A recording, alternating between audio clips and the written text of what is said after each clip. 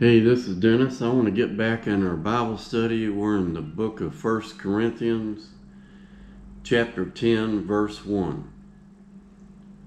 Moreover, brethren, I would not that ye should be ignorant how that all our fathers were under the cloud, and all passed through the sea, and were all baptized unto Moses in the cloud and the sea, and did all eat the same spiritual meat, manna. But we know in the New Testament, Jesus is the bread of life. And did all drink the same spiritual drink, for they drank of that spiritual rock that followed them, and that rock was Christ. And I think there was 2 times in the Old Testament where when the Jews were in the wilderness, they drank water from a rock. And we know that Jesus said that he is the water of life. He's the bread of life and the water of life. But with many of them, God was not well pleased, for they were overthrown in the wilderness. Now these things were our examples, to the intent that we should not lust after evil things, as they also lusted.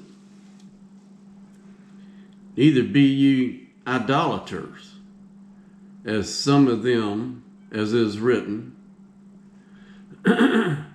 Well, you know, Moses was up on the mount.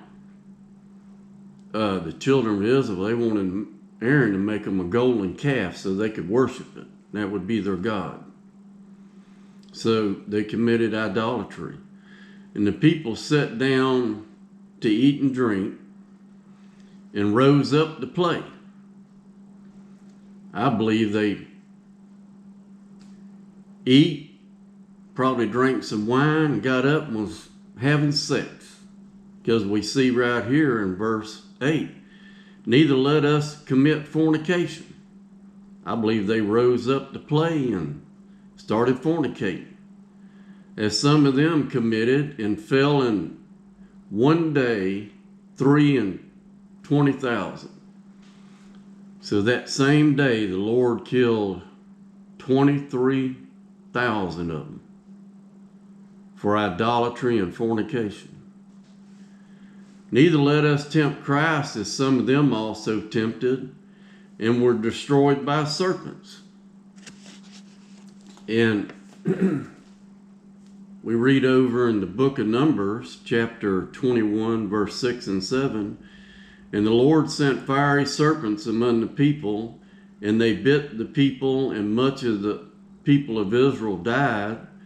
Therefore the people came to Moses and said, we have sinned, for we have spoken against the Lord and against thee. Pray unto the Lord, that he may take away the serpents from us. And Moses prayed for the people.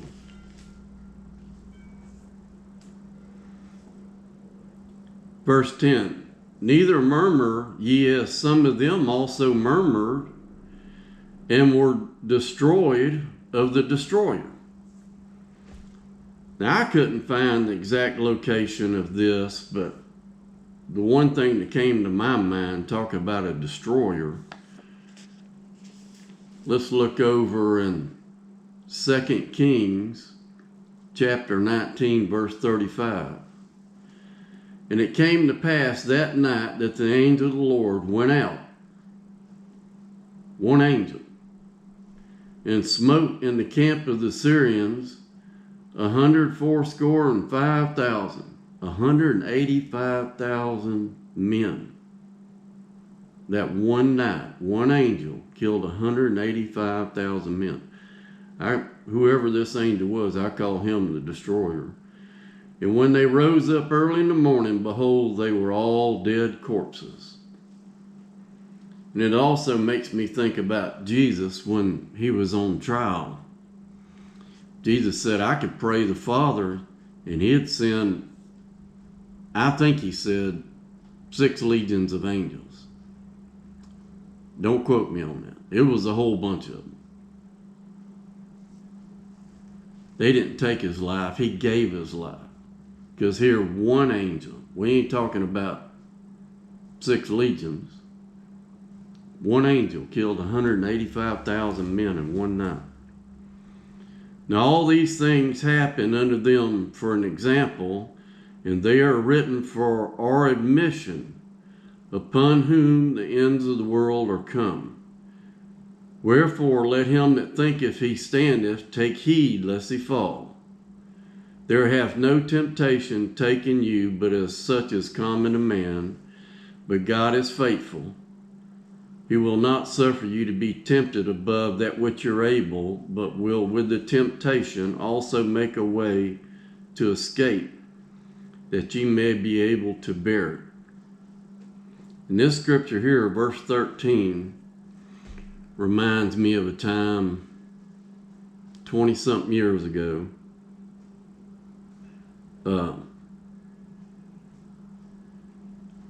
I found myself in a really bad situation, and